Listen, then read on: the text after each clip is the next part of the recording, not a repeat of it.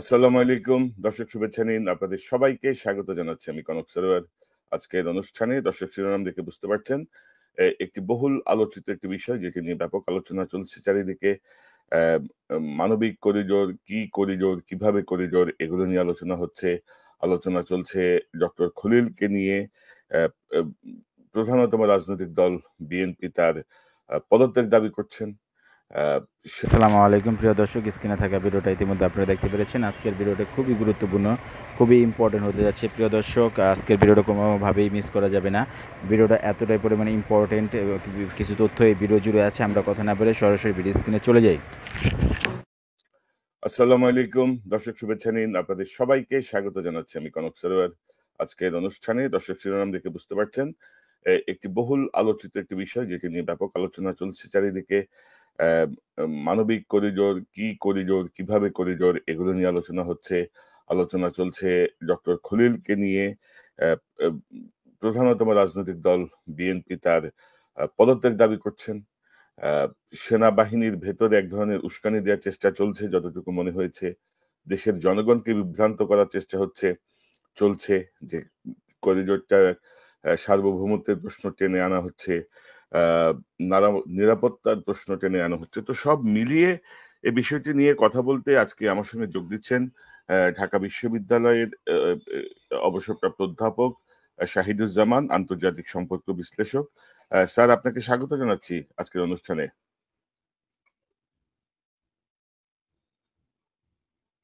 Sir, আপনি ধন্যবাদ। জি, জি। তো স্যার, এই যে আমরা যেটা আমি বলছিলাম যে ধরেন গত দুদিন আগে সেনাপ্রধান তার অ্যাড্রেসে অফিসার এবং সৈনিকদের উদ্দেশ্যে তার অ্যাড্রেসে তিনি বলেছেন যে মানবিক করিডোরের মতো স্পর্শকাতর ও ঝুঁকিপূর্ণ সিদ্ধান্ত নেওয়ার এখতিয়ার বর্তমান সরকারের নেই বলে তিনি উল্লেখ করেন। তিনি বলেন, শুধুমাত্র একটি নির্বাচিত রাজনৈতিক সরকারই যথাযথ পদ্ধতি অনুসরণ পূর্বক এরূপ সিদ্ধান্ত নিতে পারে। তিনি আরো বলেন যে করিডোর বিষয়ে সরকার কি ভাবছেন বা জাতিকে একটি প্রক্সি ওয়ারের দিকে ঠেলে দেওয়া হচ্ছে কিনা এ বিষয়ে সরকার স্পষ্টভাবে কিছুই জানাচ্ছেন না। অনুষ্ঠানের পরের অংশে এক অফিসারের প্রশ্নের উত্তরে তিনি স্পষ্টভাবে বলেন, there will be no corridor. অথচ এই সেনা অ্যাড্রেসের আগের দিন তিন বাহিনী প্রধান ডক্টর ইউনুস এবং ডক্টর খলিল এদের মধ্যে কিন্তু এক দীর্ঘ সময় একটা বৈঠক হয়েছে যমুনায়, এবং সেখানে কিন্তু সেনাপ্রধান সহ তিন বাহিনীর প্রধান এক ধরনের অ্যালাইন হয়েছিলেন যে ওকে ফাইন, আমরা এই বিষয়গুলো নিয়ে এভাবে আমরা আগাবো। কিন্তু পরের দিনই উনি টোটাল মানে রিভার্স একটা ভূমিকায় গেলেন যে করিডোর দিয়ে দেশ বিপন্ন হয়ে যাচ্ছে। আর পাশাপাশি স্যার এটাও ঠিক যে এই মানবিক করিডোরের তো আসলে এখনো কোনো সুনির্দিষ্ট ঘোষণা আসে নাই, কিন্তু তহিদ হোসেন সাহেবের একটা বক্তব্যকে কেন্দ্র করে আসলে বিষয়টা একটা এতটুকু ঘোট পাকানো হলো। বাট আপনার কাছ থেকে একটু জানি, এই যে এক ধরনের বিভ্রান্তি ছড়ানো, সেনাবাহিনীর ভেতরে এক ধরনের উস্কানি দেওয়ার চেষ্টা, স্বাধীনতা, সার্বভৌমত্ব সব মিলিয়ে স্যার আপনার বিশ্লেষণটাকে আপনি কিভাবে দেখেন এই মানবিক করিডোর এবং সামগ্রিক যে চলমান বিষয়টা? ধন্যবাদ কনক। বিষয়টা খুবই গুরুত্বপূর্ণ এবং বাংলাদেশের অস্তিত্ব অস্তিত্ব সংক্রান্ত বিষয়ের সাথেই রিলেটেড, এবং ব্যাপারটা আমাদের পররাষ্ট্রনীতির ক্ষেত্রে বোধহয় গত 50 বছরে অত্যন্ত মানে টার্নিং পয়েন্ট বলা যায়, ওয়াটারশেড। এটা এত অভূতপূর্ব কূটনৈতিক ইনিশিয়েটিভ যে আমি একজন আন্তর্জাতিক সম্পর্কের অধ্যাপক হিসেবে দীর্ঘ 50 বছর ধরে পড়াশোনা করে আসছি, 40 বছরের বেশি অধ্যাপনাও করেছি। আমি খলিলকে চিনিও না, এটুকু জানি যে সে আমাদের ব্যাচের সাথেই বিসিএস পরীক্ষায় প্রথম হয়েছিল এবং অর্থনীতি বিষয়ে তার ঢাকা বিশ্ববিদ্যালয় থেকে অনার্স মাস্টার্স দুটোতেই প্রথম শ্রেণীতে প্রথম হয়েছিল। তার যে অসাধারণ মেধা এবং অসাধারণ অর্জন, জাতিসংঘে প্রতিটি পদে সর্বোচ্চ পদে গিয়েছে এবং বাংলাদেশকে বিভিন্ন সময় বিভিন্ন জায়গায় রিপ্রেজেন্ট করেছে। আমি যত বেশি দেখেছি তার পরিচিতি, তার অবদান এবং জাতিসংঘের সাথে, ততই আমি মুগ্ধ হয়েছি। অথচ ভদ্রলোককে কিন্তু আমি জানি না, কিন্তু অ্যাজ অ্যান একাডেমিক, আমি একজন শিক্ষাবিদ হিসাবে এবং পররাষ্ট্র নীতি নিরাপত্তা বিষয়ে শিক্ষাবিদ হিসাবে এটা আমার দায়িত্ব, আমার ধর্মিক দায়িত্ব বলতে পারো, যে আমার নিজের দেশের স্বার্থে তার এই যে পররাষ্ট্র নীতি ও নিরাপত্তার পদচারণা বিষয়গুলো এবং তার যে এক্সপ্রেশনস গুলো আমি দেখলাম নিউজ কনফারেন্সে, তা থেকে আমার মনে হয় আমার একেবারেই নৈতিক দায়িত্ব এটা তুলে ধরা যে আমি সত্যি বিস্ময়ে বিমূঢ় হয়ে গিয়েছি যে কোথায় করিডোর, একটা উদ্ভট ধারণা যেটা নিয়ে সেনাবাহিনী প্রধান কেন তার দরবারে এই প্রসঙ্গ উত্থাপন করলেন, এবং এটা আমার কাছে অবিশ্বাস্য মনে হয় যে একজন সেনাবাহিনী প্রধান হয়ে তিনি কি জানতেন না তার আগের দিন যদি তার দেখা হয়ে থাকে খলিলুর রহমানের সাথে, তার মানে তিনি সম্পূর্ণভাবে ব্রিফড হয়েছেন। এবং এটা আগে বারবার বলা হয়েছে যে খলিলুর রহমান নিজে বলেছে যে করিডোরের কোনো প্রসঙ্গই আসেনি, করিডোর এখানে মোটেও প্রযোজ্য নয়, কেননা করিডোরের যে কনসেপ্ট তিনি আলোচনা করেছেন বাংলাদেশের সাথে মায়ানমারের এই বাস্তবতায় কোনো করিডোরের ব্যাপারই আসে না। এবং উনি অত্যন্ত মানে দৃঢ় স্বরে বলেছেন যে এটা নিয়ে কোনো আলাপ হয়নি, হবেও না, এবং এটা অল আমাদের ইয়েতে নাই। এখন তাই যদি হয়ে থাকে তাহলে কোন যুক্তিতে এটা দরবার হলে সেনাপ্রধান এটাকে একটা ইমোশনাল এবং কি বলে আবেগপ্রবণ একটা ইস্যু হিসাবে তিনি দাঁড় করালেন, আমার কাছে বোধগম্য নাই। এই যে পজিশন সেনাবাহিনী প্রধান, এই পজিশনের প্রতি সম্মান রেখে এবং অত্যন্ত একটা আশাবাদী অবস্থানের থেকে আমি বলতে চাই যে এই বিষয়টা তো তার সেখানে এক্সপ্লেন করা উচিত ছিল।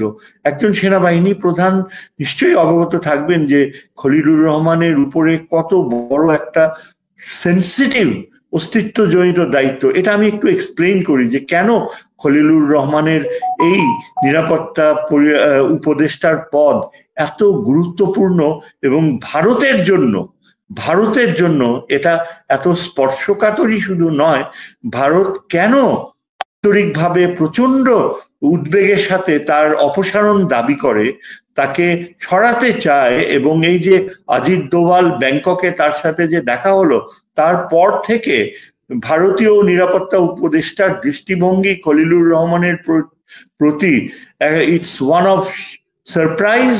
এবং একই সাথে তাদের যে পররাষ্ট্র মন্ত্রীর যে উপাখ্যান থেকে বোঝা যায় যে he is respected as an outstanding diplomat.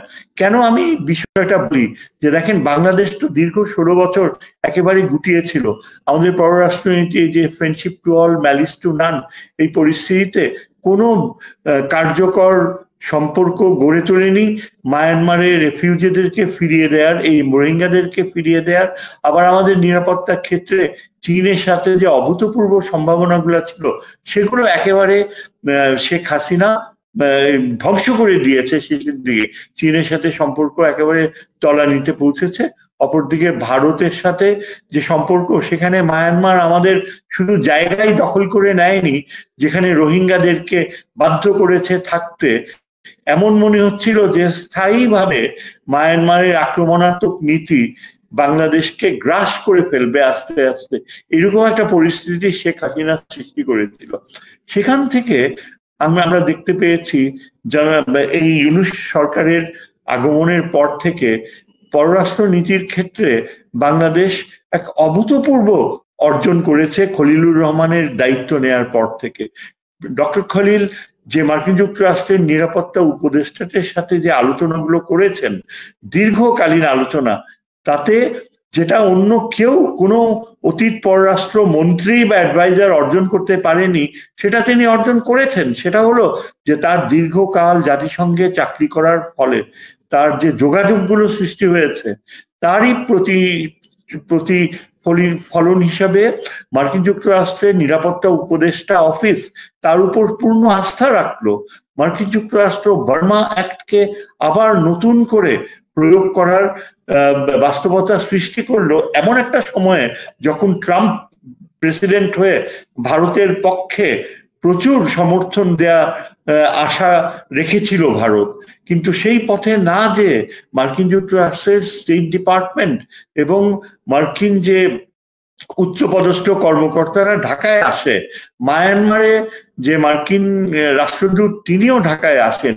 ঢাকায় এসে তাদের চূড়ান্ত আলোচনা হয়, অনেক প্ল্যানস হয়, যার ফলে বোঝা গিয়েছে যে রোহিঙ্গাদেরকে ফেরত পাঠানোর ব্যাপারে খলিলুর রহমানের আলোচনার মাধ্যমে একটা অসাধারণ মার্কিন তৎপরতা শুরু হয়েছে। এবং চিন্তা করেন, এটা এমন একটা সময়ে, এই যেটাকে আমরা ইংরেজিতে বলি Khalil could pull the Trump card, এমন একটা সময়ে যখন কিনা মার্কিন যুক্তরাষ্ট্র বাংলাদেশকে ভাতছড়না করতে পারত, যখন কিনা ভারতের প্ররোচনায় মার্কিন যুক্তরাষ্ট্র বাংলাদেশকে কোণঠাসা করতে পারত, সেটা না করে যখন আমরা দেখতে পাই ইউনূস সাহেব চীন সফর করে চীনের সাথে বাংলাদেশের সম্পর্ককে এক প্রচন্ড উচ্চতর মাত্রায় নিয়ে গেল, সেখানেও খলিলুর রহমানের ব্যাপক অংশগ্রহণ ছিল।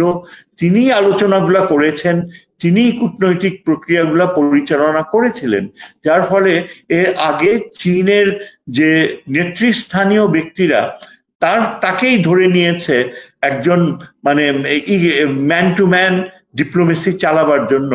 যে কারণে প্রথমত চীনের সরকার বাংলাদেশকে আশ্বস্ত করলো যে বাংলাদেশের সোভরেইনটি, সার্বভৌমত্ব যদি কখনো হুমকির মুখে পড়ে চীন তার পাশে দাঁড়াবে। চিন্তা করেন, এই ধরনের শক্তিশালী কমিটমেন্ট শুধুমাত্র চীন একটা মিত্র দেশকেই দেয়, এমন মিত্র যার জন্য সে যুদ্ধে দাঁড়াবে পাশে। সেই মিত্রতা খুব কম দেশের সাথেই চীনের রয়েছে এবং সেই লিস্টে বাংলাদেশ ইনক্লুডেড হয়েছে। চীনের এই ঘোষণার পরে আপনি চিন্তা করে দেখেন যে খলিলুর রহমান মার্কিন যুক্তরাষ্ট্রকে ডিল করেছে, মার্কিন নেতৃত্বকে একটা বড় অংশ স্টেট ডিপার্টমেন্টের ঢাকায় এনে এমন একটা প্রক্রিয়া শুরু করেছে যেখানে তিনি মিডিয়াকে যতদূর জানিয়েছেন, যদিও এখানে একটা গোপনীয়তা থাকার কথা এই ধরনের সেন্সিটিভ সামরিক বিষয়ে, কিন্তু তারপরও খলিলুর রহমান সাহেব মিডিয়াকে প্রাণান্তর চেষ্টা করে তুলে ধরেছেন যে আমাদের সাথে এমন একটা সম্পর্কের উদ্বেগ হয়েছে যে যেখানে জাতিসংঘ আমাদের উপরে যে আস্থা রেখেছে মায়ানমারে খাদ্যশস্য পৌঁছে দেবার, সেটাই শুধু ঘটছে না, আমরা এমন একটা পরিস্থিতির দিকে যাব এবং আরাকান আর্মির সাথে ভবিষ্যতে এমন একটা সম্পর্ক গড়ে উঠবে যার ফলে আরাকান আর্মি ও মায়ানমারের যারা এখন আরাকানে রয়েছে কর্তৃত্বে, তারা সসম্মানে রোহিঙ্গাদেরকে ফেরত নিয়ে যাবে। এবং এই আরাকান আর্মি থেকে এই ধরনের যে চিন্তাধারা আগে কি কখনো প্রত্যাশা করেছিলাম? কয়েক মাস আগেও কিন্তু মায়ানমারে তো গৃহযুদ্ধ চলছিল আর আরাকান আর্মি অত্যন্ত কি বলে রোহিঙ্গাদের ব্যাপারে একেবারে ডিসইন্টারেস্টেড ছিল। সেই আরাকান আর্মি এখন তারা এই যে বাংলাদেশের উপর নির্ভরশীলতার বাস্তবতা, সেখানে তারা দেখতে পেয়েছে যে বাংলাদেশের সাথে নির্ভরযোগ্য সম্পর্ক ছাড়া আরাকান আর্মি কোনো বৈধতা পাবে না আন্তর্জাতিক জগতে। জাতিসংঘের সেক্রেটারি জেনারেল আরাকান আর্মির সাথে যোগাযোগ করার যে প্রস্তাব বাংলাদেশকে রেখেছে, এর মাধ্যমে আরাকান আর্মি কিন্তু জাতিসংঘের স্বীকৃতি পেতে যাচ্ছে। খলিলুর রহমান এমন একটা পরিস্থিতি সৃষ্টি করেছে যে আরাকান আর্মির অস্তিত্ব, ভবিষ্যৎ এবং নিয়ন্ত্রণ করা সম্পূর্ণ ভেস্তে যেতে পারে যদি সেখানে, যেটা টাটমাডা করেছে, ফেমিন কন্ডিশনস যদি প্রিভেইল করত। এবং এই ফেমিন কন্ডিশনস এখন যদি এভাবে প্রিভেইল করে তাহলে রাখাইন জনগোষ্ঠী একটা নির্মম বাস্তবতায় পড়বে। এবং টাটমাডাও যে প্ল্যান করেছে আইসোলেট করে আরাকান আর্মিকে না খাইয়ে রাখাইন পপুলেশনকে মারবে, এই যে জেনোসাইডাল প্ল্যান, এটা বাস্তবায়িত হলে আরাকান আর্মি কোথায় যাবে? সেই পরিস্থিতি থেকে খলিলুর রহমানের আশ্বাসে আরাকান আর্মি একটা নির্দিষ্ট অ্যাটিটিউড ডেভেলপ করেছে, যার ফলে বাংলাদেশ আশা করতে পারে যে জাতিসংঘের সাহায্য প্রক্রিয়ার ফলে এবং ভবিষ্যতে জাতিসংঘের অন্যান্য সহযোগিতার ফলে এবং পাশাপাশি মার্কিন যুক্তরাষ্ট্রের বার্মা অ্যাক্ট প্রয়োগের মাধ্যমে আরাকান আর্মি বাংলাদেশের উপর এতখানি নির্ভরশীল হবে যে শুধু তারা রোহিঙ্গাদেরকেই ফেরত নেবে না, বাংলাদেশের সাথে তারা তাদের যে সমুদ্র সীমা, তাদের যে ভৌগোলিক ভূরাজনৈতিক অবস্থান, তার সিংহভাগ তারা শেয়ার করবে বাংলাদেশের সাথে। এই জিনিসগুলা আমি একজন এই জিওপলিটিক্সের অধ্যাপক হিসাবে এই জিনিসগুলো আমি দেখতে পাচ্ছিলাম এবং প্রচন্ড আবেগের সাথে খলিলুর রহমানের সাকসেসের জন্য আমি অপেক্ষা করছিলাম যে এটা এগিয়ে যাবে। কিন্তু আমি হতাশ হয়ে গেলাম যে যেখানে সেনাবাহিনী প্রধান খুব ভালো করেই জানেন যে এখানে করিডোরের কোনো ব্যাপারই নেই, যেখানে তিনি তার যে জিওসি রয়েছেন রামুতে তার সাথে তার পূর্ণ যোগাযোগ রয়েছে এবং নিশ্চয়ই জিওসি যতখানি রোল প্লে করছে এই যে মার্কিন বাহিনী যদি সেখানে কোনো কিছু করে থাকে সেটা সম্পর্কে সেনাবাহিনী প্রধান সম্পূর্ণ অবগত এবং এই কার্যক্রম অলরেডি অনেক দূর এগিয়ে যাচ্ছে।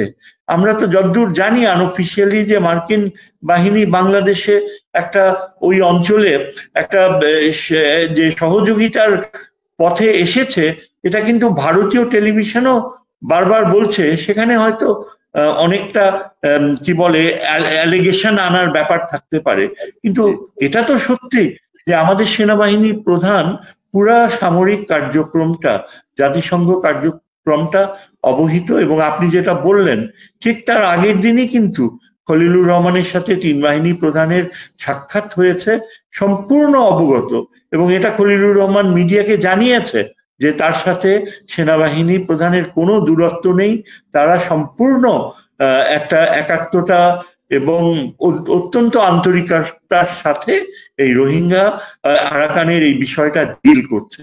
সুতরাং এই প্রেক্ষাপট যদি আমরা ধরে নেই এবং এই ব্যাপারটার গুরুত্ব যদি আমরা অনুভব করি। জি বলেন। একটা বিষয় আমি অ্যাড করতে চাই যে করিডোর এবং মানবিক corridor, what is the difference between this? মানে করিডোর কি, মানবিক করিডোর কি? মানে এটা নিয়ে কিন্তু আরেকটা ঘট পাকানোর চেষ্টা চলছে যে মানবিক করিডোরের নামে অস্ত্র যাবে, এই হবে সেই হবে, এরকম একটা প্রপাগান্ডা কিন্তু আছে। দেখেন এখানে মানবিক বলেন আর শুধু করিডোর বলেন, এখানে none of it is relevant, এখানে তার কোনো প্রাসঙ্গিকতাই নেই। কারণ খলিলুর রহমান সাহেব এটা ক্ল্যারিফাই করেছেন যে পররাষ্ট্র উপদেষ্টা করিডোর শব্দটা উচ্চারণ করার সাথে সাথেই তিনি আবার সেটা উইথড্র করে নিয়েছেন। এটা সেদিন খলিলুর রহমান সরাসরি মিডিয়াকে বলেছে। এর অর্থটা কি? এবং তিনি বারংবার এমফেসিস দিয়ে বলেছে যে করিডোর হচ্ছে যুদ্ধকালীন সময়ে একটা প্রক্রিয়া যেখানে যে বাহিনী এফেক্টেড হচ্ছে তাদের তাদেরকে সরঞ্জাম প্রোভাইড করা হয় এবং ওই টার্মটা এই মায়ানমার বাংলাদেশের বেলায় একদম কোনোভাবেই অ্যাপ্লিকেবল হয় না। আর হিউম্যান করিডোর আপনি যেটা জানতে চেয়েছেন তার ইমপ্লিকেশন হচ্ছে যে একটা বিধ্বস্ত জাতিগোষ্ঠী, বিধ্বস্ত জনগোষ্ঠী যখন খাদ্যাভাব বা চরম নির্মমতার শিকার হয়ে তারা মৃত্যুবরণ করছে বা যেখানে রেশিয়াল ক্লিনজিং অ্যাপার্থাইডের মতো বাস্তবতায় যেখানে একেবারে জেনোসাইডের মতো অবস্থা, সেখানে যদি মানবিক সাহায্য পৌঁছে দেয়া হয় সেটাকে আমরা হিউম্যান করিডোর বলি। আর শুধু করিডোর বলতে বোঝায় যে যেটা আমি কিছুক্ষণ আগে বললাম যে একটা যুদ্ধকালীন সময়ের যোগাযোগ প্রক্রিয়া। এখন বাস্তবতা হচ্ছে এই যে সেনাবাহিনী প্রধান খুব ভালো করেই জানেন যে আমাদের এই বেলায় তিনি সরাসরি অংশগ্রহণ করেছেন তার জিওসির মাধ্যমে, তিনি নিজেই তিনি কিভাবে তার দরবারে এটা বলতে পারলেন যে আমরা কিছু জানি না, আমাদেরকে না জানিয়ে এসব করা হচ্ছে করিডোর প্রশ্নে? আমি এটার উদ্দেশ্য কি? এখন যেটা আমি বুঝতে পারি এখানে there will be no corridor. She is throwing something out of the blue. এবং একটা দায়িত্বশীল সেনাবাহিনী প্রধান এই কথা কিভাবে বলতে পারে? এখন আমি একজন আন্তর্জাতিক নিরাপত্তার ছাত্র হিসাবে প্রশ্ন করতে পারি যে তার ইন্টেনশনটা কি?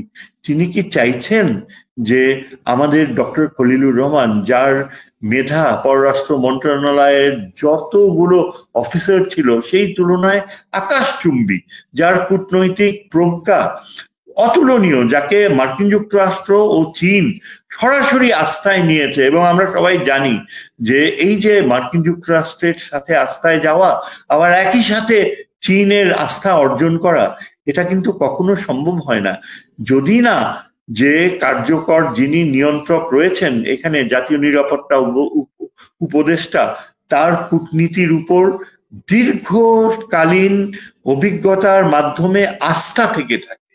এটা হচ্ছে ট্রাস্ট। আমরা বলি কূটনীতি হচ্ছে question of trust, dignity, honour, এবং এই অবস্থানটা তিনি অর্জন করেছেন চীনদের কাছ থেকে, মার্কিন যুক্তরাষ্ট্রের কাছ থেকে।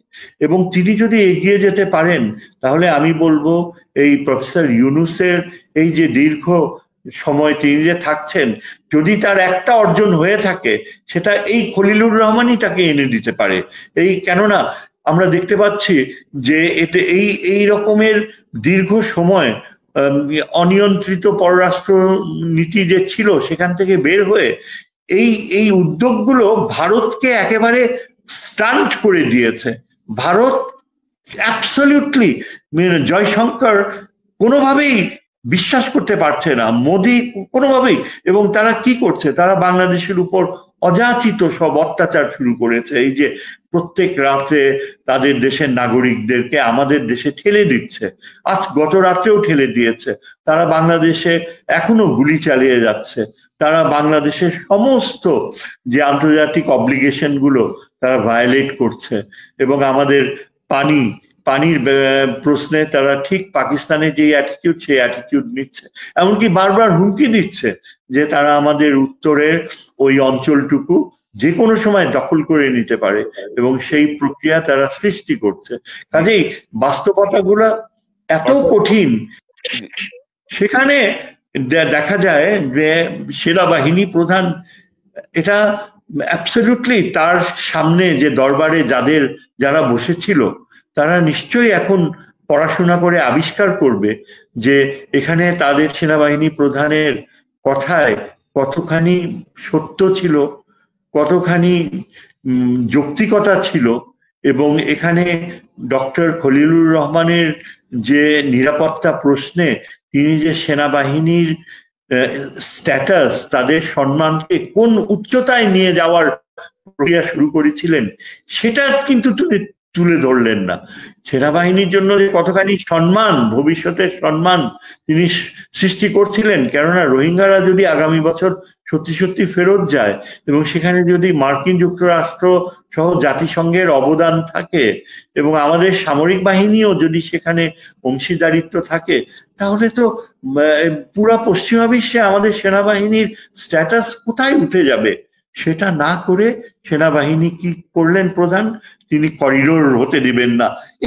এগুলো তো নবাব সিরাজউদ্দৌলার নাটকের মতো, নাকি মির্জাফরের নাটকের মতো।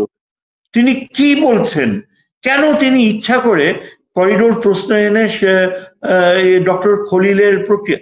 এবং এখানে আমি শুধু একটাই কারণ দেখতে পাই, সেটা হচ্ছে এই যে আমরা যেটা আগে থেকে জানি যে সামরিক বাহিনী প্রধানের সাথে ভারতীয় সেনা প্রধানের যোগাযোগ ছিল, তার সাথে যথাযথভাবে যারা ভারতের পক্ষে সেনাবাহিনীর কিছু পথভ্রষ্ট সেনানায়ক যারা ভারতের পক্ষে বাংলাদেশের সাথে বিশ্বাসঘাতকতা করেছে তাদেরকে আটক করা হয়নি, তাদেরকে শাস্তির বিধানে আনা হয়নি, এমনকি তাদের অনেকে তারা সেনাবাহিনীর নিয়ন্ত্রণের হাত থেকে বের হয়ে পালিয়ে গিয়েছে। এগুলো সব মিডিয়াতে আমরা দেখি, জানি, পড়ি। এবং তাহলে এটা কি ইন্ডিকেট করছে? তাহলে কি এটা বুঝতে হবে যে সেনাবাহিনী প্রধান কোনোভাবেই চায় না যে ভারতের ইচ্ছা, ভারতের নিরাপত্তা চিন্তা এবং ভারত বাংলাদেশকে যেভাবে তার নিয়ন্ত্রণে রাখতে চায় সেই পথেই কি তিনি চান যে আমরা ফিরে যাই? তা না হলে কেন তিনি এই আমাদের ডক্টর খলিলকে বারবার এই করিডোর প্রশ্ন উত্থাপন করে বিব্রত করছেন। কেন তিনি ডক্টর ইউনূসকে বলছেন যে ডিসেম্বরের মধ্যে ইলেকশন দিতে হবে, এবং এটা তো তার আওতায় পড়ে না, এবং তিনি চাচ্ছেন যে যত তাড়াতাড়ি ইলেকশন হয় ততই যেন ডক্টর খলিলের অর্জনের সময়সীমাটুকু আরো সংকুচিত হয়ে যায়। তিনি এমন একটা পরিস্থিতি তৈরি করছেন যেন অ্যাজ ইফ ডক্টর খলিল একজন ভিলেন, এবং যার ফলে আমরা দেখতে পাচ্ছি যে যেই বিষয়গুলো মোটেও বুঝতে পারে না, এমনকি আমাদের যে অপর ভিলেন আমি বলবো এই বিএনপি, তারা এখন আজকে যে এই দাবি উত্থাপন করেছে যে তাদের 3 জন অ্যাডভাইজারকে সরাতে হবে, এবং কথা নাই বার্তা নেই, মানে অবিশ্বাস্য। এটাই কি জিয়াউর রহমানের পার্টি?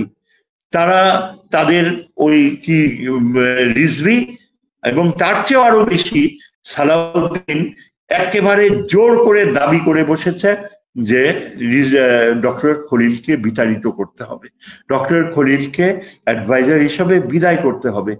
এটা কিভাবে সম্ভব?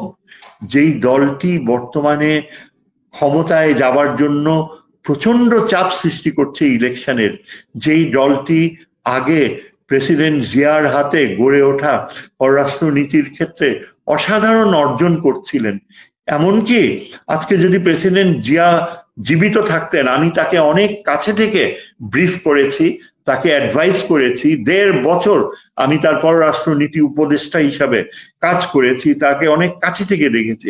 আমি নিশ্চিতভাবে বলতে পারি খলিলের যে মেধা এবং যে অর্জন তিনি করেছেন, আজকে প্রেসিডেন্ট জিয়া বেঁচে থাকলে খলিলকে কাছে টেনে নিতেন, তার মেধাকে কাজে লাগাতেন, ঠিক যেমনি 1978 সালে এই খন্দকার মোশাররফ হোসেনকে ঢাকা বিশ্ববিদ্যালয়ের টিএসসি অডিয়েন্স থেকে টেনে নিয়েছিলেন, আপনি আমার দলে যোগ দিন। আমি তখন একজন ইয়াং লেকচারার, আমার চোখের সামনে ডক্টর মোশাররফ জিয়াউর রহমানের আহ্বানে সাড়া দিয়েছেন। তিনি কি জানেন না, তিনি কি বোঝেন না যে প্রেসিডেন্ট জিয়া মেধাকে কতখানি গুরুত্ব দেয়? তিনি কি একবারও আমাকে জিজ্ঞেস করতে পারতেন না? তিনি আমাকে ভালো করে চেনেন, এবং আমি তিনি এটা শ্রদ্ধার সাথে আমাকে জানিয়েছেন, আমাকে স্মরণ করেন যে শহীদ তুমি তো জানো সেই দিনের কথা যেদিন প্রেসিডেন্ট জিয়া আমাকে টিএসসি তে ডেকে নিয়েছিল, এরা তো কেউ জানে না। এই খন্দকার সাহেব আজকে বসে কিভাবে এই প্রস্তাব দিলেন যে খলিলকে বহিষ্কার করতে হবে? আজকে প্রেসিডেন্ট জিয়া যদি বেঁচে থাকতো তাহলে ডক্টর খলিলের এই অমর্যাদা কখনো হতে পারতো? আমি এই জন্য অনুরোধ করেছি, কেন মানে বিএনপি এই পজিশন নিচ্ছে, একটা চাপ সৃষ্টি করা, যাতে ডক্টর ইউনূসের এই যে অর্জন, ডক্টর খলিল যদি এখন চীনকে লালমনির হাটে এই যে এয়ারবেস তৈরি করার প্রক্রিয়া, সেটা যদি সত্যি সত্যি বাস্তবায়ন হয়, তাহলে ভারতের জন্য তো এটা একটা ভূমিকম্পনের মতো। ভারত সেখানে কাছেই তার বাগডোগরা ও হাসিমারা এয়ারবেসে অত্যন্ত উচ্চমানের মিসাইল ও বিমান প্রয়োগ করেছে। বাংলাদেশের জন্য এটা একটা নিরাপত্তা হুমকি। সেখানে আমরা যদি আমাদের লালমনির হাটে আজকে চীনকে আমন্ত্রণ জানাই, সেটা সম্ভব হবে শুধুমাত্র ডক্টর ইউনূসের সম্মতি এবং ডক্টর খলিলের কূটনৈতিক কার্যকলাপ। সেই প্রক্রিয়াটাকে ভারত চায় ধ্বংস করে দিতে, ভারত চায় যেন সেটা না হয়। আজকে বিএনপি ও কি সেই একই পথে যাবে? বিএনপি মনে করছে যে ডক্টর খলিল যদি চীনের সাথে এই সম্পর্কের ক্ষেত্রে অর্জন, আবার একই সাথে আমেরিকার সাথে রোহিঙ্গাদের ফেরত পাঠানোর কূটনৈতিক প্রক্রিয়া অর্জন করে, তাহলে ডক্টর খলিল হয়তোবা প্রফেসর ইউনূস এতখানি জনসমর্থন পাবেন যে হয়তো জনগণ দাবি করে বসতে পারে যে ডক্টর ইউনূসই কন্টিনিউ করুক। এই ভয়, এই অত্যন্ত হীনমন্যতা, অত্যন্ত নিম্ন রুচির চিন্তা কাদের? এই যে এইসব মানুষ। মানে মূল জায়গাটা যদি আমি এক লাইনে সাম আপ করি, যে মানে মূলত ভারতের স্বার্থ বিঘ্নিত হবে, বা ভারতের যে আধিপত্য এই অঞ্চলে, বিশেষ করে বাংলাদেশের উপরে ভারতের আধিপত্য শূন্যের কোঠায় নেমে আসবে।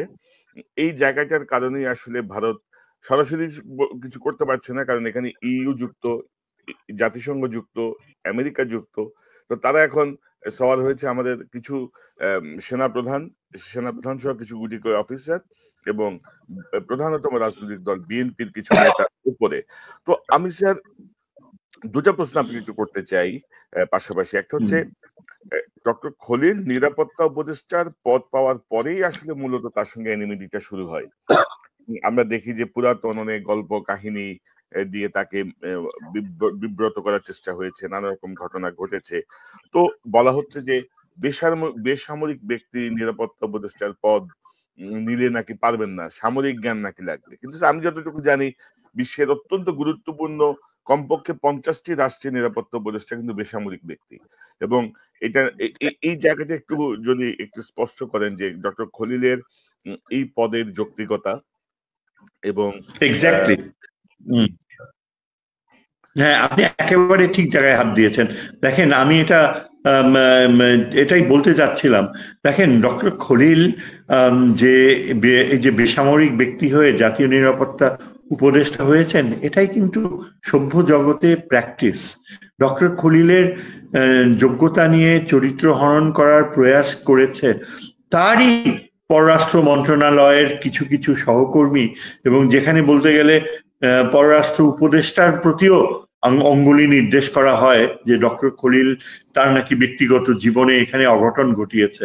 আমরা জানতে পারলাম, দেখেন, নিউ ইয়র্কে সেদিন একটা সাক্ষাৎকারে দুইজন অত্যন্ত সম্মানীয় ব্যক্তি, একজন নিউ ইয়র্কে একজন প্রতিষ্ঠিত প্রবীণ ডক্টর, আরেকজন অত্যন্ত প্রতিষ্ঠিত যে ব্যক্তি ওইখানে থাকেন এবং একটা অত্যন্ত সম্মানিত পদে রয়েছেন দীর্ঘকাল। ডক্টর খলিল যখন নিউ ইয়র্কে চাকরি নেন প্রথম, তখন থেকে চেনেন। তারা দুজনই কিন্তু একটা নিউ ইয়র্ক ভিত্তিক টেলিভিশন নেটওয়ার্কে বলেছে যে ডক্টর খলিল কোনো সময় তার চারিত্রিক দৃঢ়তা কম্প্রোমাইজ করেনি, এবং জাতিসংঘের যে তিনি উচ্চ পদে গিয়েছেন একটার পর একটা, সেখানে তার ব্যক্তিগত জীবনের সব খুঁটিনাটি দেখা হয়েছে, সমস্ত কিছু চেক আপ করা হয়েছে। এবং যেই ডাক্তার সাহেব বলছিলেন তার ভেতরে যে কতখানি শক্তিশালী আবেগ কাজ করছিলেন, তিনি বললেন যে ডক্টর খলিলকে, এবং ওই লয়ার ভদ্রলোক যিনি ডক্টর খলিলকে চেনেন, বলল যে আমি দীর্ঘ 30 বছর থেকে ডক্টর খলিলকে দেখে আসছি। তিনি একের পর এক জাতিসংঘের অত্যন্ত গুরুত্বপূর্ণ পদে বাংলাদেশের প্রতিনিধিত্ব করেছেন। তিনি তো বাংলাদেশের চাকরি ছেড়ে কোথাও যায়নি। এবং আরেকটা বড় কথা হচ্ছে, তিনি অল থ্রু বাংলাদেশের পাসপোর্ট হোল্ডার ছিলেন। কোনোদিন তিনি দুই দেশের নাগরিকত্ব নেননি, যেটা কিনা এই যে আলী রিয়াজের রয়েছে, ওই ডক্টর মজুমদার কমিশন হেড, কই তাদের বেলায় তো কেউ কিছু বলে না।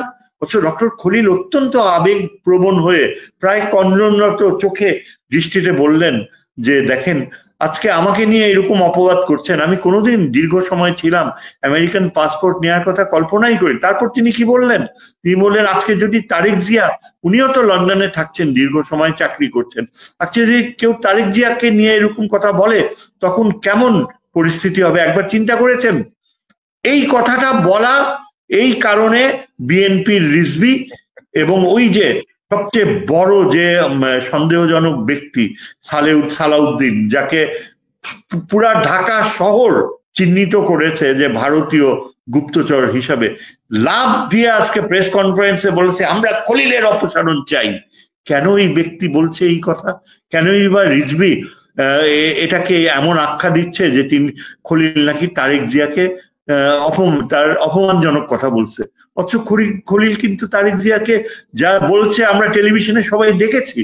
তিনি তারেক জিয়াকে উচ্চ স্থানে অবস্থান, তারেক জিয়াকে ডিফেন্ড করছে। যে আজকে উনি এত বছর বিদেশে থাকে, তাকে নিয়ে যদি তার বিরোধীরা এরকম কথা বলে যে তিনি দুই দেশের তখন কেমন লাগবে? কাজেই এটা কিন্তু তিনি কোনো বলেন, বরং তারেক জিয়াকে ডিফেন্ড করে এই কথা বলেছেন। অথচ কিভাবে এটাকে ডিসইন্টারপ্রেট করা হচ্ছে? এখন আপনার যে প্রশ্নটা আপনি প্রথমে করেছিলেন সেটার উত্তর আমি দেই নাই। ওই যে কি যেন ছিল সেটা, ওই যে সেনাবাহিনী নিউ ইয়র্কের ওই প্রথম অংশটা, যেটা প্রথম অংশটা ছিল যে নিরাপত্তা উপদেষ্টা হিসেবে বেসামরিক ব্যক্তির এটাই ছিল। হ্যাঁ, এখন আচ্ছা দেখেন, এই যে তিনি একজন সিভিলিয়ান হতে পারে, কিন্তু আপনি দেখেন ভারতের নিরাপত্তা উপদেষ্টা একজন সিভিলিয়ান, মার্কিন যুক্তরাষ্ট্রের সিভিলিয়ান, এমনকি পাকিস্তানেও এর আগের নিরাপত্তা উপদেষ্টা যিনি ছিলেন তিনিও সিভিলিয়ান ছিলেন। একজন সিভিলিয়ান নিরাপত্তা উপদেষ্টা হিসেবে থাকবে, এটাই তো স্বাভাবিক, এটাই কাম্য, সভ্য জগতে এটাই হয়ে থাকে। আজকে বাংলাদেশে যদি সামরিক বাহিনী এটা মেনে নিতে না পারে, তাহলে বলতে হবে যে এখানে তাদের একটা ইনফেরিয়রিটি কমপ্লেক্স, এবং সামরিক বাহিনীর কোন অফিসারের এই যোগ্যতা রয়েছে নিরাপত্তা উপদেষ্টা হতে পারবে? খলিলের নখের কাছাকাছি কি কেউ আসতে পারবে? সামরিক বাহিনী প্রধান তো তার পুত্র তুল্য ডক্টর খলিলের। সামরিক বাহিনী প্রধান যে একটা মাদ্রাসা বা স্কুলের ছাত্র হিসাবে তার যে জ্ঞান ছিল এক সময় বাল্যকালে, তার সেটাই হচ্ছে তার খলিলুর রহমান এর সাথে তুলনা করলে তার অবস্থান। তিনি কি সেটা জানেন না? তিনি কি বোঝেন না যে কতখানি কঠিন বাংলাদেশের অস্তিত্বজনিত কূটনীতি? কিন্তু পুরো ব্যাপারটা কি আমি বলি যে তারা ইচ্ছা করে এই যে বেসামরিক, তাছাড়া সেখানে সামরিক বিষয়গুলো দেখার জন্য তো লেফটেন্যান্ট জেনারেল হাফিজ রয়েছে। খলিলুর রহমানের তো সময় নাই সামরিক বাহিনী বিষয়ে দেখাশোনা করার, তিনি তো সেখানে কখনো মাথা ঘামায় নাই। স্যার এখানে একটা আবেগের কথা বলি। আমাকে এক সেনা কর্মকর্তা বলছিলেন যে আপনি দেখছেন ডক্টর খলিলকে নিরাপত্তা উপদেষ্টার দায়িত্ব দিচ্ছে, একজন বেসামরিক লোককে এখন সেলিউট করতে হবে। তাই বললাম ডক্টর খলিল তো একজন যোগ্য লোক, তাকে সেলিউট করলে কি সমস্যা ভাই? তোমরা তো চুপ্পুতে সেলিউট করো না। চুপ্পুতে একটা চোর, প্রতিষ্ঠিত চোর, এসালামের সহযোগী, এটা তো প্রতিষ্ঠিত। এটা খুবই চিন্তার বিষয় যে দেখেন এদের মানসিকতা কোন স্তরে নেমেছে, কিভাবে, কি উদ্ভট চিন্তা। তুমি ওরা বাংলাদেশের নাগরিক, তোমার পেছনে বেসামরিক মানুষের টাকায় তোমার অস্তিত্ব, তোমার বেতন, তুমি জাতিসংঘে যাচ্ছ, আজ পর্যন্ত কখনো তুমি সত্যিকারের যুদ্ধে অংশগ্রহণ করনি, যুদ্ধ হয়েও যাওনি। জাতিসংঘে যেটা করছো সেটা খুব ভালো কথা, কিন্তু একজন সামরিক বাহিনী অফিসার তো যুদ্ধে গেলে তার সত্যিকারের প্রফেশনাল কম্পিটেন্স বোঝা যায়। সেই তুলনায় তুমি জাতিসংঘে যা করছো সেটা তো দীর্ঘ সময় ব্যাপী একটা পুতুল খেলা। পুতুল খেলা করে তুমি মনে করো যে তুমি সামরিক যুদ্ধে যে তোমার উৎকর্ষতা প্রমাণ করার কোনো প্রয়োজন নেই, এটা হতে পারে? আর বেসামরিক ব্যক্তিকে তুমি সেলিউট করবে না? ডক্টর খলিলের মতো এত উপযুক্ত মানুষকে সেনাবাহিনী প্রধান সেলিউট করা, সেটা তো তার সৌভাগ্যর কথা, সেটা তার 7 জন্মের সার্থকতা। তিনি কিভাবে সেনা প্রধান হয়েছে আমরা কি জানি না? তার আত্মীয়তার বন্ধন না থাকলে তিনি কি হতেন? তার কি সেই যোগ্যতা ছিল? তিনি কি মেজর বা লেফটেন্যান্ট কর্নেলের উপরে উঠতে পারতেন? এগুলো কি সত্যি কথা না?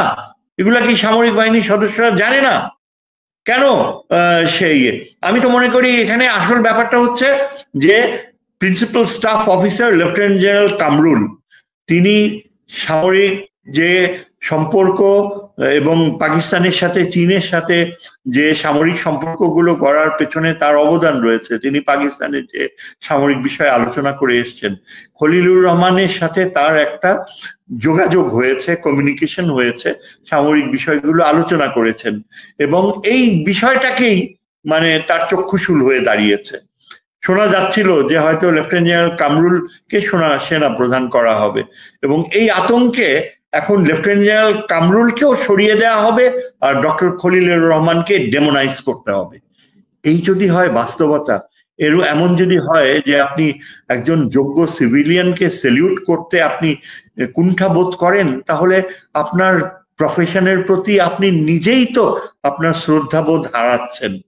আপনি কি জানেন না উন্নত বিশ্ব, এমনকি এই যে পার্শ্ববর্তী ভারতে একটা সেক্রেটারি, একটা ডিফেন্সের ডেপুটি সেক্রেটারিকেও সেনাবাহিনী প্রধান স্যালিউট করে, বাইরে ওয়েটিং রুমে ওয়েট করে তাকে দেখা করার জন্য? আপনি কি জানেন না যে মার্কিন যুক্তরাষ্ট্রে অ্যাসিস্ট্যান্ট সেক্রেটারি অফ ডিফেন্সকেও সেনাবাহিনী প্রধান স্যালিউট করে? এগুলো কি আধুনিক বিশ্বের কার্যক্রম আপনি জানেন না? আপনাদের শেখাতে হবে। কোথায় গিয়েছে আপনাদের লার্নিং? এগুলো সব ঘটেছে এই 16 বছরের এই যে হাসিনার প্রতি যে আনুগত্য, এবং হাসিনা যে কিভাবে ধ্বংস করেছে। আজকে ডক্টর খলিল যেখানে তাকে অত্যন্ত সম্মানের সাথে সামরিক বাহিনীর এই দরবারে তাকে নিয়ে যাওয়া উচিত ছিল, তিনি বক্তৃতা দিতে পারতেন, তিনি তাদের বুঝিয়ে বলতে পারতেন। সেটা কিচ্ছুই করা হয়নি। সেটা না করে বরং এই যে তার স্ট্যাটাস, তিনি একজন সিভিলিয়ান, এই প্রশ্ন ওঠে। এই প্রশ্ন কিভাবে ওঠে, কেন ওঠে? তাহলে তো আমাদের কোনো দরকার নাই এখানে যদি সিভিলিয়ান। হ্যাঁ বলেন। এবং স্যার গত কয়েকদিনের যে মুভ, এই মুভে আমার স্যার যে একজনের সঙ্গে কথা হচ্ছিল এখানকার বিভিন্ন বিষয়ের সঙ্গে সংযুক্ত, তারা বলছিলেন যে সেনাবাহিনী প্রধানের বর্তমান যে মুভ বা রোহিঙ্গা ইস্যু, করিডোর ইস্যু বা অন্যান্য ইস্যু নিয়ে তার যে বক্তব্য, পাশাপাশি জাতিসংঘের তদন্তে তিনি অসহযোগিতা করেছেন, আবার এখন দোষ চাপাচ্ছেন সরকারের উপরে, এগুলো কিন্তু আমাদের শান্তিরক্ষী মিশনের উপরেও কিন্তু প্রভাব ফেলবে কিন্তু স্যার, যদি বেশি বাড়াবাড়ি হয়, যদি এমন যদি মনে হয়। আপনার কি মনে হয় স্যার? অ্যাবসলিউটলি, আপনি বুঝতেই পারবেন না। জাতিসংঘ এবং আন্তর্জাতিক বিশ্ব, এমনকি স্বয়ং মার্কিন যুক্তরাষ্ট্র, তারা কিন্তু এসব অবজার্ভ করে। তারা they will give you the rope, যথেষ্ট আপনাকে রোপ দিবে so that you can hang yourself. কাজেই এইসব কার্যকলাপ, এই যে জাতিসংঘের যে উদ্যোগকে এইভাবে ইয়ে করা, প্রত্যাখ্যান করার মানসিকতা, এই যে আপনার এত ধ্বংস, এত গোলাগুলি, যে ওয়ার ক্রাইমস কমিটেড হয়েছে এবং সেনাবাহিনীর যেসব জেনারেলসরা এইসব খুনের সাথে সরাসরি যুক্ত ছিল, এবং আমরা এটাও জানি যে যথেষ্ট প্রমাণ রয়েছে ভারতের সামরিক বাহিনীর সদস্যরাও বাংলাদেশে ঢুকে তারা গোলাগুলি করেছে। পুরো বিষয়টা ভারতের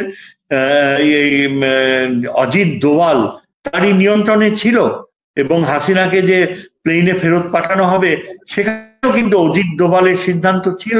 এসব কিন্তু সব জানাজানি হয়েছে। এসব আন্তর্জাতিক ট্রাইব্যুনালে আসলে পুরো বিষয়টা আসবে, এবং তখন আপনি কোথায় পালাবেন? কাজে এখানে এই যে আপনার সংশ্লিষ্টতা, এটা বাংলাদেশের সেনাবাহিনীর জন্য অত্যন্ত ক্ষতিকর, এবং এগুলো পূর্ণ বিচার হওয়া উচিত। আমি জানি আমাদের অত্যন্ত সাহসী, মেধাবী যারা চাকরিচ্যুত হয়েছে অনেক অফিসার, তারা বিচার পাচ্ছে না। তাদের মধ্যে একজন হাসান নাসের, ব্রিগেডিয়ার হাসান নাসির চৌধুরী রয়েছেন। তিনি প্রচন্ড পরিশ্রম করছেন, বিভিন্ন সেমিনার করে জাতীয় নিরাপত্তা নীতি, ভবিষ্যতে সামরিক বাহিনীর যে প্রফেশনালিজম কিভাবে ড্র করা যায়, এবং কর্নেল হাসনাইন নামে অত্যন্ত সাহসী বীর বিক্রম একজন অফিসার, যাকে বরখাস্ত করা হয়েছে, যাকে এখনো চাকরিতে ফেরত দেওয়া হয়নি, এই রকমের অফিসার এবং আরো অনেক অবসরপ্রাপ্ত অফিসাররা মানে অত্যন্ত ক্রুদ্ধ হয়ে, অত্যন্ত নিরাশ হয়ে দেখছে যে কিভাবে আমাদের এই ডক্টর প্রফেসর ইউনূসের সময় এই ব্যর্থতা। আমি তো বলবো এটা প্রফেসর ইউনূসের ব্যর্থতা। তিনি কেন প্রথমেই উদ্যোগ নেননি? তিনি কি জানতেন না প্রথমে, যখন এটা জানাজানি হয়ে গেল যে বুকে পাথর বেঁধে সেনাবাহিনী প্রধান এটা এই প্রফেসর ইউনূসের অ্যাপয়েন্টমেন্টকে অ্যাকসেপ্ট করছে, তখনই তো তার কার্যকর পদক্ষেপ নেওয়া উচিত ছিল। তখনই এই জায়গাতে ডক্টর ইউনূসের উদাসীনতা আছে অথবা ওনার অবহেলা আছে। আমরা কিন্তু আপনি জানেন যে আমরা প্রথম থেকে কিন্তু এই বিষয়গুলো ওনার নলেজে বারবার আনার চেষ্টা করেছি। হয় উনি জানেন না, অথবা ওনাকে জানতে দেওয়া হয়নি, অথবা উনি উদাসীন ছিলেন, যার কনসিকুয়েন্সেস আমরা এখন ফেস করছি। আমরা স্যার আরেকটা প্রসঙ্গ দিয়ে অনুষ্ঠানটা শেষ করব, সেটি হচ্ছে যে আপনি যেটি বলছিলেন যে এই যে দেখেন চরিত্র হনন কিন্তু আওয়ামী লীগের একটা কালচার, কিন্তু চরিত্র হনন মানে আওয়ামী লীগের বিপক্ষে যে থাকে সবসময় তাকে মেলাইন করার জন্য চরিত্র হনন হয়েছে। আমাদের সশস্ত্র বাহিনীতে যত কর্মকর্তা চাকরিচ্যুত হয়েছেন বা যাকে যখন যেই মানে অপরাধীর চাকরিচ্যুত করা হোক, সাথে কিন্তু একটা নারী ঘটিত বিষয় যুক্ত করে দেওয়া হয়েছে, যেন সে এই বিষয়টা নিয়ে আর কোথাও কথা বলতে না পারে। ডক্টর খলিলের চরিত্র হননের চেষ্টা হয়েছে কিন্তু সেম তরিকায়, এবং একটা সহজ ব্যাখ্যা হচ্ছে 1/11 এর সময় যদি ডক্টর খলিল এরকম কোনো কিছুর সঙ্গে যুক্ত হন, পরবর্তী 16 বছর হাসিনা রেজিমকে তাকে ছেড়ে দিত? হাসিনা রেজিম এটা তাকে তো আরো মেলাইন করার চেষ্টা করতো। তখন তো 16 বছর তো সময় গেছে, তাই না? তো এখন ওই চরিত্র খেলায় যাচ্ছে। তো সব মিলিয়ে স্যার বাংলাদেশ কোন দিকে যাচ্ছে, বা এই যে সার্বিক যে পরিস্থিতি, ডক্টর ইউনূসের পদত্যাগের কথা, আবার সরে আসা, বাট স্যার আমি কিন্তু কিছু দাবির সাথে একমত রাজনৈতিক দলগুলোর, যে কিছু উপদেষ্টাকে অবশ্যই সরাতে হবে। মানে 23 জন তার মধ্যে মিনিমাম 15 জনকে ফেলে দিয়ে নতুন করে সাজাতে হবে, নাহলে ডক্টর ইউনূস তার অ্যাচিভমেন্টে যেতে পারবেন না। আপনার কাছ থেকে আমি একটু টোটাল একটা বিশ্লেষণ শুনে অনুষ্ঠান শেষ করবো। জি স্যার। আমি একেবারে আপনার সাথে একমত যে তার বেশ কিছু এই যে অ্যাডভাইজার্স যারা একেবারেই পারফরমেন্স ভালো হয়নি তাদেরকে রিপ্লেস করা উচিত। এমনকি আমি তহিদ, আমার বিষয়ে যিনি পররাষ্ট্র উপদেষ্টা তহিদ হোসেনের বিষয়ে আমার মানে তার সীমাবদ্ধতা সম্পর্কে আমার যথেষ্ট সন্দেহ রয়েছে। আমি ঠিক জানি না, বুঝতেও পারি না কি গুণে তাকে এই পররাষ্ট্রনীতি উপদেষ্টা করা হলো, কার ইচ্ছায়, কারা এর পেছনে ছিল। তিনি তো ঠিক মতো আমাদের বিষয়গুলোও বোঝে না। আজকে যদি আপনি দেখেন ডক্টর খলিল যদি না থাকে তাহলে অ্যাবসলিউটলি হুমড়ি খেয়ে পড়বে আমাদের পররাষ্ট্র নীতির ক্ষেত্রে। এই যে মার্কিন যুক্তরাষ্ট্র ও চীন যে ভূমিকা রাখছে, আমরা আমার পররাষ্ট্র নিরাপত্তায় যে অসাধারণ পরিবর্তন আসছে, এগুলো সব হুমড়ি খেয়ে পড়বে যদি আজকে ডক্টর খলিল, এই যে এরা দাবি করছে বিএনপি আর এই সেনাবাহিনী প্রধানের যে অ্যাটিটিউড, খলিলকে যদি বাধ্য করা হয় চলে যেতে, তাহলে আমাদের ভারত একদম সাথে সাথে এই সুযোগ নিয়ে ভারত আবার তার আধিপত্য গড়ে বসবে বাংলাদেশকে।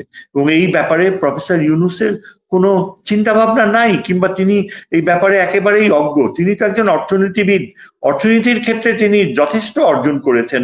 বাংলাদেশে এখন বৈদেশিক যে রিজার্ভ খুবই ভালো, এমনকি বিদেশে যারা থাকছে তারা ওয়ার্নিং দিয়েছে, এবং এই ওয়ার্নিংটা এই বিএনপি ও সেনাবাহিনী প্রধানের দিকে অ্যাড্রেস করেই বলা হয়েছে, যদি ডক্টর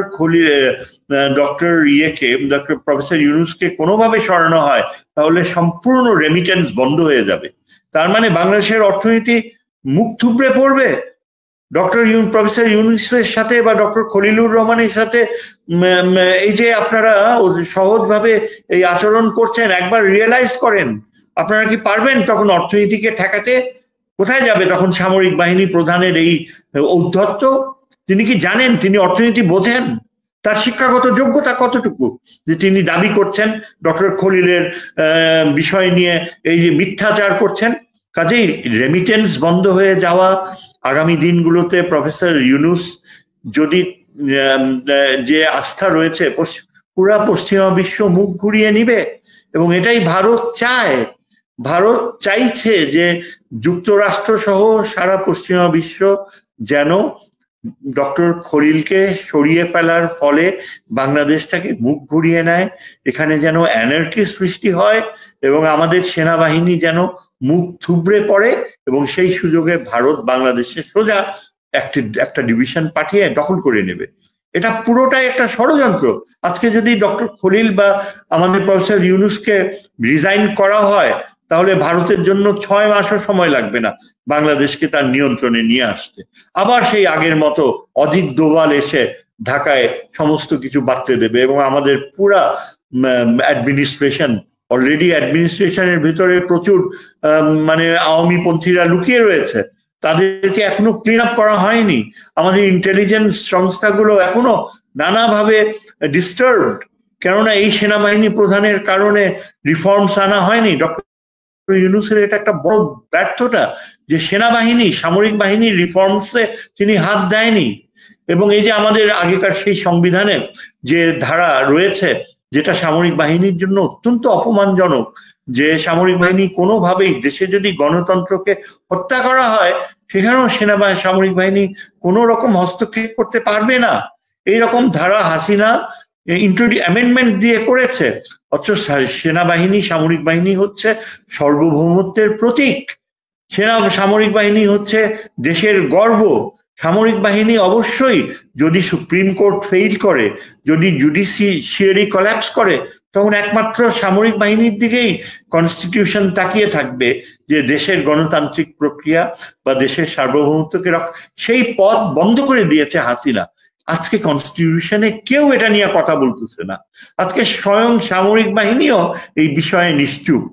এমনও ক্লজ ইনসার্ট করা হয়েছে যে সামরিক বাহিনী যদি কোনোভাবে ওই ফ্যাসিজম রোধ করতে হস্তক্ষেপ করত তাহলে সেনাবাহিনী প্রধানকে নাকি মৃত্যুদণ্ডের মোকাবেলা করতে হবে। মৃত্যুদণ্ডের ভয় ঢুকিয়ে দেওয়া হয়েছে, এবং এই কারণে আমরা দেখেছি যে সারাটা সময় ইকবাল, জি আপনি স্যার হচ্ছে এই বিষয়গুলো একেবারে আমাদের সংবিধানে এগুলো কারেক্ট করা হয়নি। কেন হয়নি? কেন এগুলো উত্থাপন করা হয়নি? আজকে এখানেই তো প্রফেসর ইউনূসের বড় ব্যর্থতা। তিনি এত দূরত্ব বজায় রেখেছেন সামরিক নিয়ন্ত্রণ থেকে, অথচ শত শত অফিসার যাদের অন্যায়ভাবে চাকরি চলে গিয়েছে তাদের আবার চাকরি ফিরে পাওয়া উচিত। এই যে হাসনাইন, কর্নেল হাসনাইন। স্যার, আমরা যখন এই বিষয়গুলো নিয়ে কথা বলি বা সেনাবাহিনী যখন কথা বলে, আপনি লাস্ট অফিসার এড্রেসও দেখবেন, বাংলাদেশের মিডিয়া এখনো পুরো নিয়ন্ত্রণে, তাদের মানে গোয়েন্দা সংস্থাদের নিয়ন্ত্রণে। এত কিছুর পরেও আপনি দেখবেন না বাংলাদেশের মিডিয়ায় কোনো আলোচনা হয়েছে, কেউ একটা কলাম লিখেছেন, কেউ একটা বিশ্লেষণ করেছেন, কোনো কিছু নাই কিন্তু। তো এখন ক্ষোভ এসে পড়েছে সোশ্যাল মিডিয়ার উপরে, বিশেষ করে আমাদের উপরে, যে আমরা নাকি স্যার সেনাবাহিনীর মূর্তি নষ্ট করতেছি। দু একজন কর্মকর্তা, ডিরেইলড অফিসার, যাদের আনুগত্য হচ্ছে পার্শ্ববর্তী রাষ্ট্রের প্রতি, তাদের ব্যাপারে আমরা যখন কথা বলি তা আমরা হয়ে যাচ্ছি সেনাবাহিনীর বিরুদ্ধে অবস্থান নিয়েছি। তো আমার মনে হয় যে জনগণ বোঝে, সাধারণ মানুষ বোঝে। আর স্যার, এই মুহূর্তে আমি আগের একটা অনুষ্ঠানে বলেছি, ইতিমধ্যে ইউরোপীয় ইউনিয়ন কিন্তু স্যার বলে দিয়েছে যে সংস্কার এবং করিডোরের ব্যাপারে তারা পজিটিভ, কিন্তু তাদের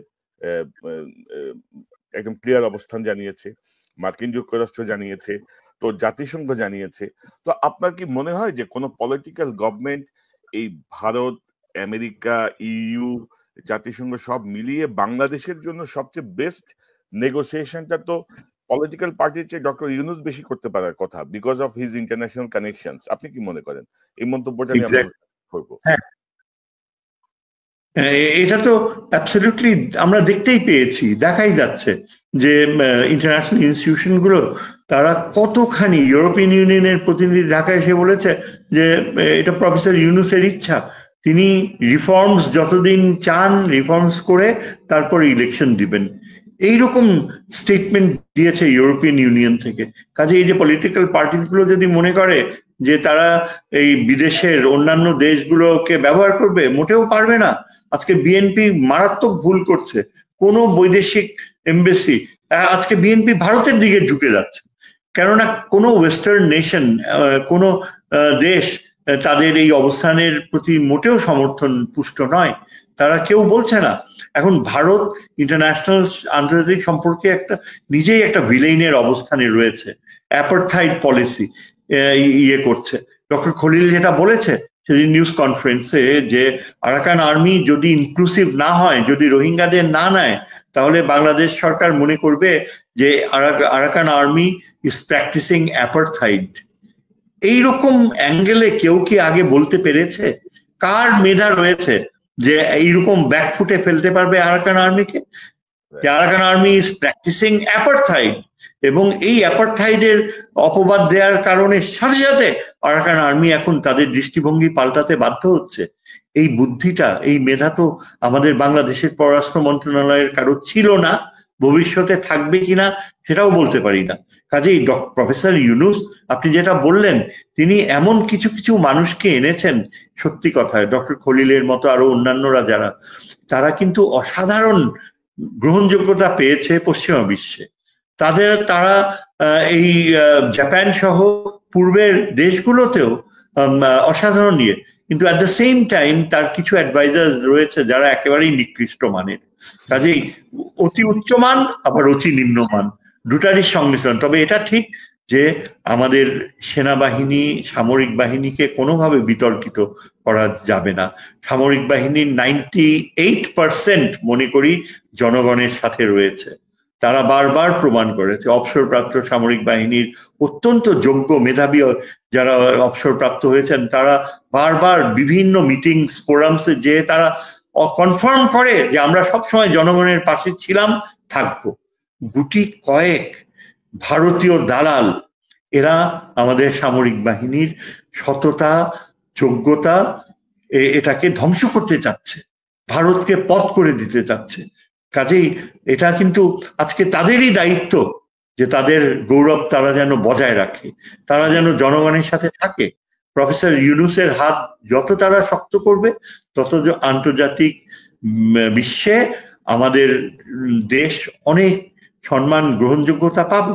এবং সেই দিক থেকে চিন্তা করলে আজকে আগামী বছরের ভেতর যদি ডক্টর খলিল তার কার্যকারিতা চালায় এবং তাকে যদি এলিভেট করা হয়, তিনি যদি পররাষ্ট্র উপদেষ্টার পদে যান, আমি আশা করব যে বাংলাদেশের সাথে চীনের অসাধারণ সম্পর্ক গড়ে উঠবে এবং তখন আমরা দেখব ভারত বাংলাদেশকে শ্রদ্ধার চোখে দেখছে। এখন বাংলাদেশ চাইছে বাংলাদেশকে ছুঁড়ে ফেলে দিতে এবং কিছু কুলাঙ্গারের জন্য বাংলাদেশ ভারতের দ্বারা এইভাবে অপদস্থ হচ্ছে। কিন্তু আমরা আশা করব যে ডক্টর খলিল আর ডক্টর ইউনূস তাদের যে উদ্যোগ আন্তর্জাতিক ক্ষেত্রে, তার ফলে মার্কিন যুক্তরাষ্ট্র বাংলাদেশকে প্রচন্ড শ্রদ্ধা করবে, রোহিঙ্গারা আবার ফেরত যাবে, আরাকান আর্মির মাধ্যমে রাখাইন রাজ্যের সাথে আমাদের একটা আলাদা সম্পর্ক গড়ে উঠবে এবং একটা পুরো চ্যাপ্টার ওপেন হবে বাংলাদেশের সম্পর্ক ভারত পাকিস্তান সহ বাংলাদেশের বৈদেশিক নীতিতে একটা অসাধারণ পরিবর্তন আসবে, যার ফলে আগামীতে যারা ইলেক্টেড সরকার হয়ে আসবে তারা অনেক কিছুই অর্জিত হিসাবে ডক্টর খলিলের দিকে গ্রেটফুল, গ্র্যাটিটিউড হয়ে তাকে ধন্যবাদ জানাবে, কিন্তু সেই পথ যেন তারা রুদ্ধ না করে, আমি এটাই আশা করব। জি, আপনাকে ধন্যবাদ স্যার, এবং আমরাও চাই যে আমাদের রাজনৈতিক দলগুলো সুবিবেচনা প্রসূত সিদ্ধান্ত নেবেন। আমাদের সেনাবাহিনীর যে 98% কর্মকর্তা এবং সৈনিক আছেন তারা দেশের পক্ষে থাকবেন, অর্থাৎ বিভ্রান্ত হবেন না আর কি, বিভ্রান্ত হওয়ার কোনো সুযোগ নাই। এবং আমরা মনে করি যে 15-16 বছরের যে ফ্যাসিজম, তারপরে আমাদের হাতে একটি সুযোগ এসেছে ঘুরে দাঁড়ানোর, প্রপার সংস্কার করার। অধ্যাপক শাহিদুজ্জামান, আপনাকে অসংখ্য ধন্যবাদ আপনার মূল্যবান বিশ্লেষণের জন্য। নিশ্চয়ই আমরা নিকট ভবিষ্যতে আবার আপনাকে পাবো। ধন্যবাদ আপনাকেও যে এরকম একটা মানে বিষয় অত্যন্ত স্পর্শকাতর কিন্তু তারপরেও প্রাসঙ্গিক, জাতীয় স্বার্থের এত গুরুত্বপূর্ণ একটা বিষয় এত শর্ট নোটিসে এখানে এই যে আমরা প্রেজেন্ট করতে পারলাম, I must give you my salute. Thank you. Thank you. দর্শক, এতক্ষণ যারা এই অনুষ্ঠান শুনলেন, নিশ্চয়ই আপনি এই আলোচনার মর্মার্থ উপলব্ধি করতে সক্ষম হবেন। খুব স্পষ্ট করার চেষ্টা করা হয়েছে করিডোর কি, করিডোর কেন, ডক্টর খলিলকে নিয়ে যে আলোচনাগুলো হচ্ছে, ডক্টর ইউনূস সরকারকে নানাভাবে ক্ষতিগ্রস্ত করার যে চেষ্টাগুলো হচ্ছে, সেই জায়গাটা এই আলোচনাটা আমার মনে হয় যে আপনাদেরকে একটি স্পষ্ট ধারণা দেবে। পাশাপাশি ডক্টর ইউনূসকে আমরা বলবো যে প্রায় 10 মাস হয়ে গেল, আপনি দয়া করে সেনাবাহিনী, সশস্ত্র বাহিনীর উপর আপনার কর্তৃত্ব প্রতিষ্ঠা করুন। হাসিনাপন্থী, ভারতপন্থী যারা এখনো বাংলাদেশকে ক্ষতিগ্রস্ত করার চেষ্টা করছে, তাদের উপর আপনার নিয়ন্ত্রণ প্রতিষ্ঠা করুন। গোয়েন্দা সংস্থাকে পরিবর্তন করুন। গোয়েন্দা সংস্থার প্রতিদিনের গোয়েন্দা রিপোর্ট যেন আপনার কাছে আসে, সেটি নিশ্চিত করুন। পাশাপাশি উপদেষ্টা পরিষদে ইতিমধ্যে জুনিয়র উপদেষ্টা থেকে শুরু করে যেসব অপদার্থ টাইপের উপদেষ্টারা আছেন, যাদের বিরুদ্ধে ইতিমধ্যে দুর্নীতির অভিযোগ উঠেছে, তাদেরকে আপনি উপদেষ্টা পরিষদ থেকে বহিষ্কার করুন। বিশেষ করে আমরা সাম্প্রতিক সময় দেখলাম উপদেষ্টা আসিফ মাহমুদের পিএস কে দুদক তলব করেছে, তার বিরুদ্ধে প্রায় 100 কোটি টাকার বেশি দুর্নীতির অভিযোগ আছে। তো পিএস কে ধরলে হবে না, যার স্বাক্ষরে এই দুর্নীতিগুলো হয়েছে তাকেও ধরতে হবে। অর্থাৎ নতুন দল পুরান দল বলে কোনো শব্দ নাই, ছাত্রদের দল বলেও কোনো শব্দ নাই। দুর্নীতি দুর্নীতি, এটার বিরুদ্ধে অবশ্যই আমাদের অবস্থান নিতে হবে। পাশাপাশি উপদেষ্টা পরিষদের ভেতরে কিন্তু ডক্টর ইউনূস আপনাকে ক্ষতিগ্রস্ত করার সকল উপাদান নিয়ে কমপক্ষে 10 থেকে 15 জন বসে আছেন, তাদেরকে বিদায় করুন। 111-এর সঙ্গে যুক্ত যেসব অপরাধী, তাদেরকে বিদায় করুন। না হলে কিন্তু সামনে সমূহ বিপদ। আমরা গত 10 মাস ধরে আপনাকে সহযোগিতা করার চেষ্টা করছি নানাভাবে, আপনি শুনেন বা না শুনেন, আমরা চেষ্টা করছি এবং আপনার উপরে সামনের দিনগুলোতে চাপ আরো বাড়বে। অর্থাৎ আপনাকে যে দায়িত্ব দেওয়া হয়েছে, বাংলাদেশের জনগণ আপনার উপর যে আস্থা রেখেছে, সেই আস্থা আপনাকে যথাযথভাবে পূরণ করতে হবে। এখানে কোনো আবেগের কোনো জায়গা নাই, এখানে কোনো ইফ নাই, বাট নাই, সবই ফুল স্টপ। এটা শেষ করেই আপনাকে যেতে হবে এবং যথাযথভাবে যেতে হবে। আর বিএনপি যদি শুভবুদ্ধির উদয় হয়, আমার মনে হয় যে এটি দলের জন্য ভালো হবে, দেশের জন্য ভালো হবে। দর্শক, এই চ্যানেলটি সাবস্ক্রাইব করে আমাদের পাশে থাকুন, এই চ্যানেলের মেম্বারশিপ নিয়ে আমাদের পাশে থাকুন। আবারও দেখা হবে ইনশাল্লাহ। আসসালামু আলাইকুম। ভিডিওটা আপনারা দেখতে পেরেছেন, ভিডিওটা খুবই গুরুত্বপূর্ণ, ইম্পর্টেন্ট ছিল। ভিডিওটা ভালো লাগলে অবশ্যই শেয়ার করে দিবেন। আপডেট ভিডিও পেতে চাইলে 9 মিনিট চোখ রাখবেন। ভালো থাকবেন, সুস্থ থাকবেন। এগুলো এখান থেকে বিদায় নিয়ে নিচ্ছি। আল্লাহ হাফেজ।